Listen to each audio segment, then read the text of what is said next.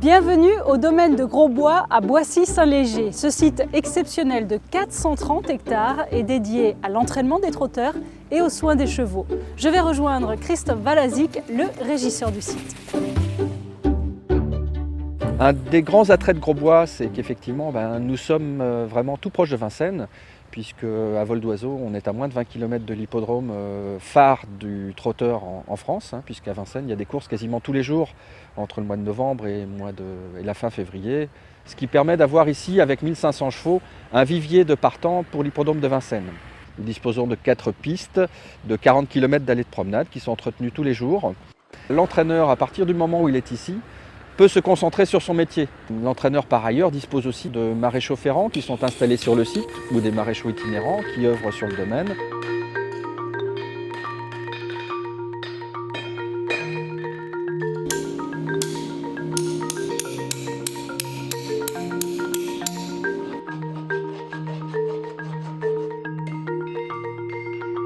Dans quelques instants auront lieu des courses de qualification, mais avant d'y assister, petite visite chez un entraîneur qui loue ici des box à l'année.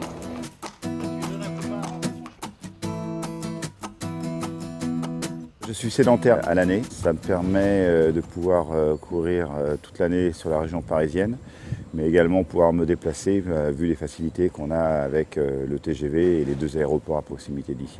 On les prend à zéro, c'est-à-dire au haras, ils sont débourrés. Ensuite, on essaye de leur apprendre les bonnes manières, une bonne éducation, très important. Et une fois qu'ils ont compris qu'on ne leur veut pas de mal et qu'ils vont aller dans le sens de leur profession, eh bien, on va commencer à les entraîner progressivement. Et là, on se fait un tableau de marche, musculation, travail de fond, bien développer le cœur, les poumons et tout par un travail régulier. Il y a le potentiel physique, mais il y a le mental. Et si le mental ne suit pas le potentiel physique, on n'en fait pas un bon cheval de course. Il faut essayer de les comprendre. Et chaque cheval a sa personnalité, comme chaque humain. Vous voyez Miss France avec la couverture du drapeau américain. Elle a gagné le championnat d'Île-de-France des 3 ans de beauté. Ensuite, elle a été qualifiée pour la finale à Paris contre toutes les régions françaises. La classe, comme on dit, apparaît très très rapidement. C'est comme dans le sport, c'est pyramidal. Vous avez un socle avec énormément de prétendants au départ, et plus vous avancez dans l'entraînement, et plus vous faites une sélection. Vous avez des chevaux qui sont très brillants le matin à l'entraînement, et beaucoup moins performants l'après-midi. Et tant que vous ne les avez pas débutés en compétition, vous ne connaissez pas leur vraie valeur.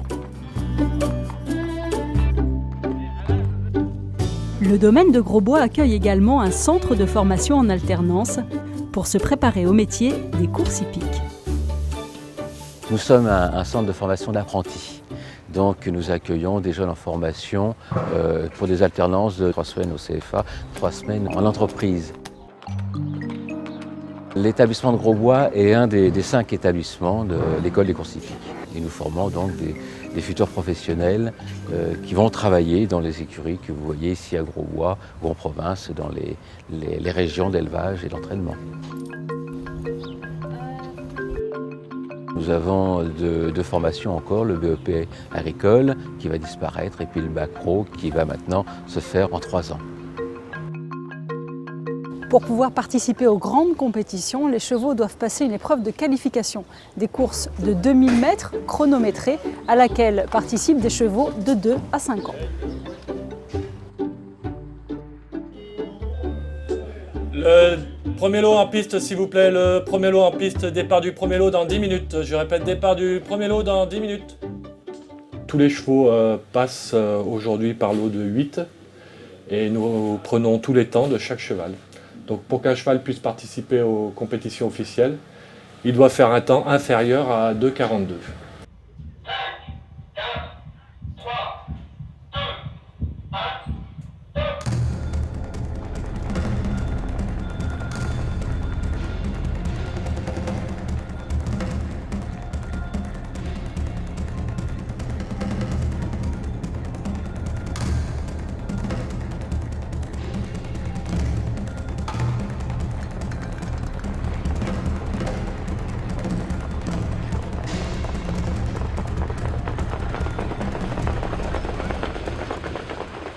qualifiés le numéro 157 en 19 et 3, le numéro 48 en 19 et 9 et le numéro 124 en 20 et 7. Le troisième lot en piste, s'il vous plaît, troisième lot en piste.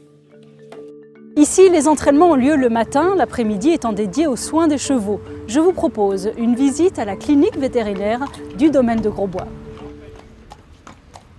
Dans cette clinique, nous accueillons tous les chevaux, et aussi bien chevaux de course que chevaux de sport ou de loisirs.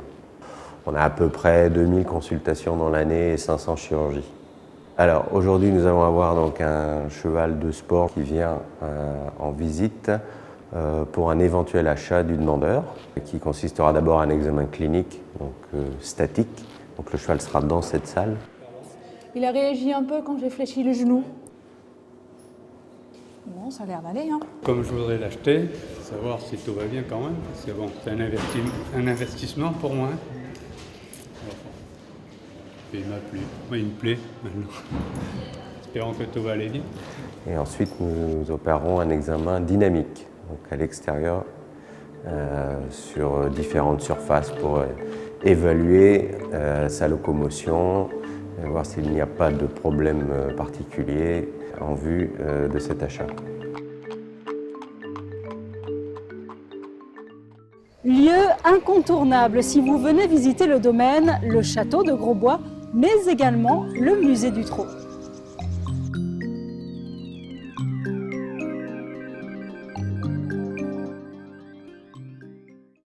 Ce musée a notamment pour particularité de pouvoir retracer l'historique des courses au trot, mais également de l'élevage, et en même temps d'être le lieu d'exposition qui s'ouvre vers l'étranger et notamment les États-Unis.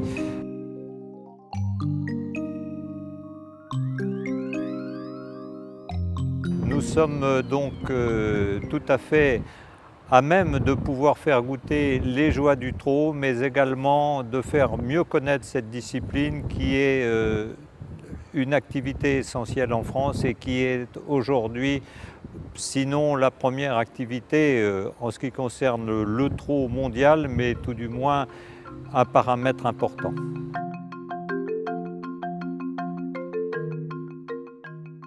Le musée et le château sont ouverts les dimanches et jours fériés de 14 h à 17 h et en semaine sur rendez-vous pour les groupes. À très bientôt.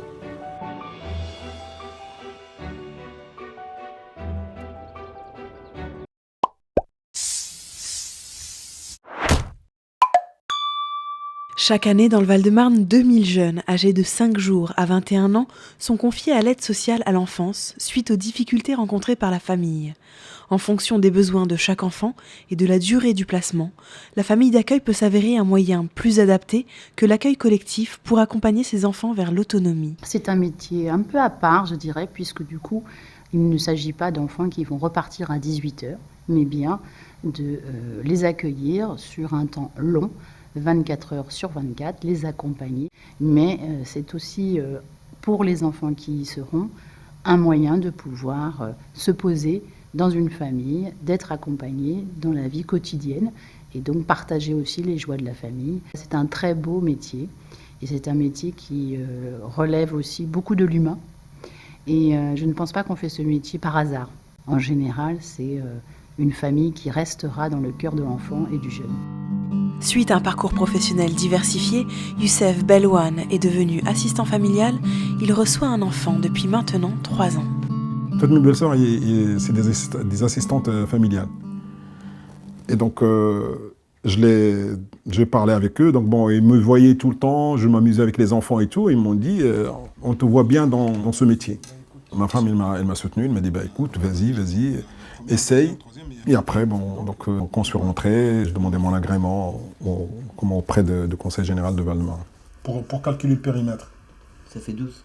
Donc, ça fait 12. Si tu multiplies par 2, ça fait 24, c'est pas 16. Alors, pour devenir assistant ou assistante familiale, il y a 2 étapes. La première étape, c'est l'agrément qui est délivré par les services de PMI.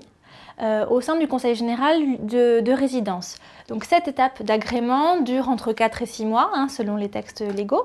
Il s'agit d'une évaluation réalisée par un médecin et une assistante sociale, avec donc des entretiens du candidat seul, avec son conjoint ou sa conjointe, avec ses enfants, et des visites à domicile. Quand le candidat obtient l'agrément, la deuxième étape, c'est qu'il doit postuler dans un service employeur. Nous, au Conseil général du Val-de-Marne, on recrute actuellement des familles d'accueil. Les qualités qu'on attend d'un assistant familial sont des qualités d'abord éducatives, affectives. On cherche principalement des gens qui soient seuls, qui soient en couple, qui ont élevé ou qui ont envie d'élever des enfants, qui savent surmonter des crises dans l'éducation, qui surviennent forcément dans l'éducation d'un enfant. Qui ont un logement qui soit adapté. Rolande Arbez est une assistante familiale en fin de carrière. Sa passion, la petite enfance. Elle accueille son dernier nouveau-né, l'occasion de faire un retour d'expérience. Je les accueille quand ils sont vraiment tout petits. Et puis je les amène avec leur histoire à accepter une autre famille, à adopter une autre famille, ou bien à aller vers leur famille biologique. Du coup, je suis un lien, je suis un pont entre deux vies, entre deux familles, la famille d'origine et la famille de vie. C'est passionnant d'aider l'enfant à arriver à évacuer la douleur de sa naissance et du fait que ses parents ne l'élèvent pas, pour aller avec le sourire, avec un papa et une maman qui seront là pour longtemps. Pour le moment, tu parleras après, je sais que tu aimes parler. Peut-être tu n'as plus très faim. Oui, c'est ça. C'est toi qui vois, tu sais. Se faire aider, c'est pas un concept facile, ça veut dire qu'on n'est pas tout puissant. Et ce qu'on apprend avec nos bébés, c'est qu'on n'est pas tout puissant. On ne peut pas tout maîtriser. Nous avons une équipe solide et disponible qui nous permet de ne jamais être seul face aux difficultés. Alors, ces équipes sont composées à chaque fois d'un responsable, qui est souvent un chef de service socio-éducatif, une équipe administrative qui va être autour des aspects administratifs de l'assistante familiale, des travailleurs sociaux, assistantes sociales et éducateurs, et des psychologues. S'il y a une difficulté comment pour moi, une chose que j'arrive pas à résoudre tout seul, je peux y aller au service sans avoir vraiment une crainte de dire écoute, si je leur dis ça va pas, ils vont me dire écoute, ça y est, t'arrêtes-toi, t'es pas capable. Non. S'il y a quelque chose qui va pas, ou même vraiment le moindre soupçon de n'importe quelle difficulté, venez, nous on est là pour ça. Donc ça m'a rassuré. L'assistant familial a un rôle primordial pour l'équilibre et le bien-être de l'enfant. Plus qu'un métier, c'est une vocation au service de l'adulte en devenir.